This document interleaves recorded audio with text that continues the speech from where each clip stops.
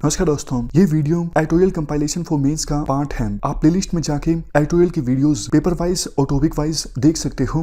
और अगर आप दिसंबर 2019 के बाद की वीडियोस को देखना चाहते हो तो वीडियो के नीचे मौजूद ज्वाइन बटन की सहायता से आप मेंबरशिप को ज्वाइन कर सकते हो।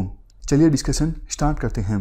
आप जीएस पेपर 3 के इस टॉपिक से आर्टिकल को रिलेट कर सकते हो।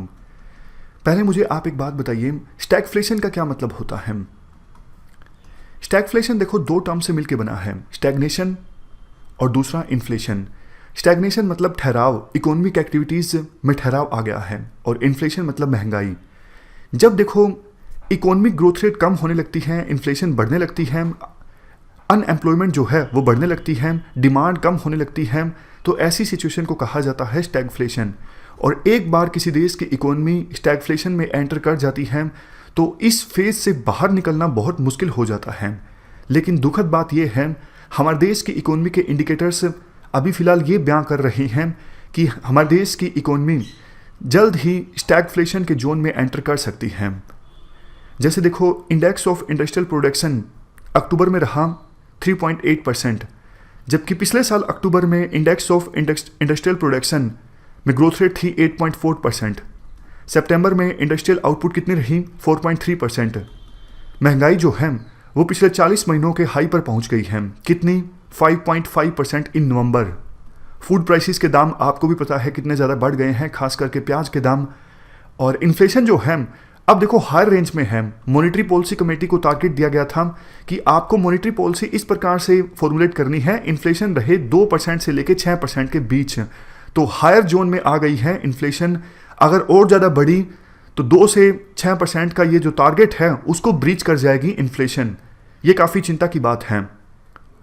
इसके अलावा देखो इकोनॉमिक ग्रोथ रेट की बात करें, पिछले लगातार 6 क्वार्टर से हमारे देश की जो इकोनॉमिक ग्रोथ रेट है वो कम होती जा रही है। रिसेंट हिस्ट्री में ये सबसे बड़ा डाउन टर्न है, मतलब बहुत कम बार ऐसा देखा गया है कि लगातार छठी बार किसी क्वार्टर में इकोनॉमिक ग्रोथ रेट कम हुई हो।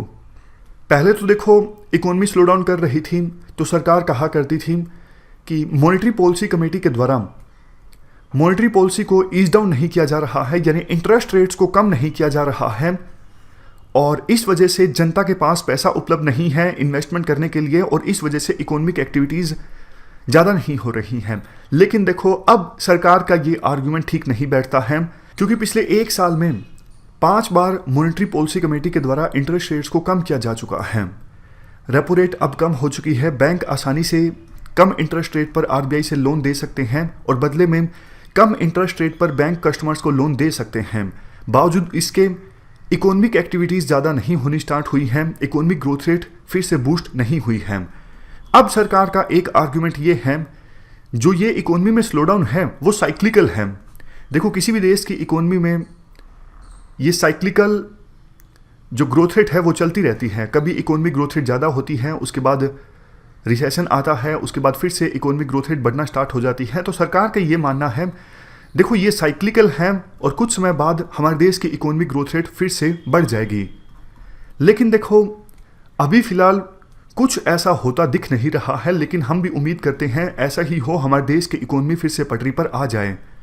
बट आरबीआई के लिए अभी करने के लिए बहुत कुछ नहीं है, क्योंकि इन्फ्लेशन काफ़ी ज़्यादा बढ़ गई है। अब आरबीआई फर्दर इंटरेस्ट रेट्स को कम नहीं कर सकती है, रेपो रेट को और फर्दर कम नहीं किया जा सकता है आरबीआई के द्वारा, क्योंकि रिस्क है इन्फ्लेशन के बढ़ने का। तो अभी एक ही चारा बचता है कि सरकार जो है वो रिफॉर्म्स लेके आए। रिफॉर्म्स के नाम पर अभी तक सरकार ने देखो कॉर्पोरेट टैक्स रेट को कम किया है, इसके अलावा कोई बड़ा मेजर रिफॉर्म सरकार नहीं लेके आई है। जबकि इंफ्रास्ट्रक्चर रिफॉर्म्स, लेबर रिफॉर्म्स और काफ़ी सारे रिफॉर्म्स हैं जो सरकार ला सकती हैं। अगर वो सरकार के द्वारा लाए जाते हैं तो इससे हमारे देश की इकोनॉमी को फ़ायदा होगा, बट सरकार ने अभी तक विलिंगनेस नहीं दिखाई है उन रिफॉर्म्स को लाने में। तो ये हमने पूरा आर्टिकल डिस्कस किया। इस डिस्कशन में फ़िलहाल इतना ही है। Thank you very much for discussion.